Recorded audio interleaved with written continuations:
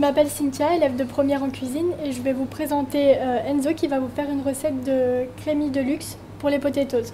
Alors bonjour mesdames, messieurs, pour cette recette de sauce, vous aurez besoin d'une mayonnaise faite maison. Alors pour faire une mayonnaise faite maison, on a besoin d'un jaune d'œuf, de moutarde et d'huile que vous allez totalement mélanger pour avoir cette belle sauce qui va servir de base pour la nôtre.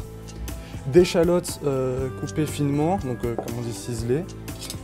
D'un petit peu de ciboulette là aussi en petits morceaux, de crème fraîche, de citron, de poivre et de sel. Alors dans un premier temps, nous allons mélanger avec notre crème fraîche. Là, allez, hop.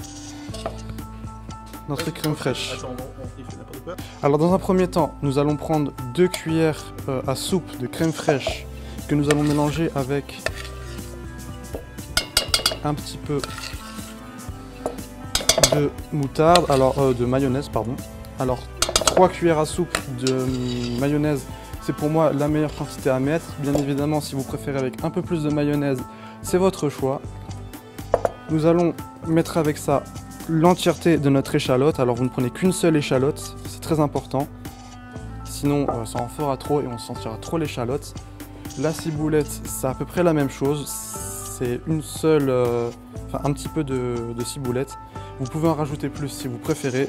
Moi, ma quantité me convient très bien. Hop là, nous mélangeons. Après cela, nous prenons notre citron que nous coupons et nous gardons une seule moitié que nous allons presser pour rajouter un peu de goût à la sauce. Voilà. Et après cela, nous assaisonnons avec une petite pincée de sel et une petite pincée de poivre. On peut aussi rajouter du sucre. Dans la recette de base, on rajoute du sucre, mais là j'ai préféré ne pas en mettre car je trouve que ça gâche un peu le goût. Une petite pincée de poivre. Alors c'est parti pour le mélange. Vous mélangez doucement pour ne pas en mettre partout et pour que tout puisse bien se mélanger. Le but c'est que la sauce soit légèrement grisâtre. Si elle reste blanche, c'est aussi très bien. Mais il faut qu'elle ait à peu près ce résultat. Alors peut-être même un peu jaunâtre, selon les personnes. Et nous avons ce rendu. Alors cette sauce, elle passe avec beaucoup d'aliments, notamment les potatoes, les frites, les tenders, les nuggets, mais elle sert aussi très bien comme sauce pour burger. C'est vraiment une sauce qu'on utilise pour des plats plutôt gras, comme on aime le dire, généralement pour des fast-food. Mais cette fois-ci fait maison, meilleure, moins grasse, mais surtout incroyablement délicieuse. Allez hop, un petit coup. C'est quand même meilleur quand c'est fait maison. Vachement meilleur, délicieux, oui. Voilà pour vous.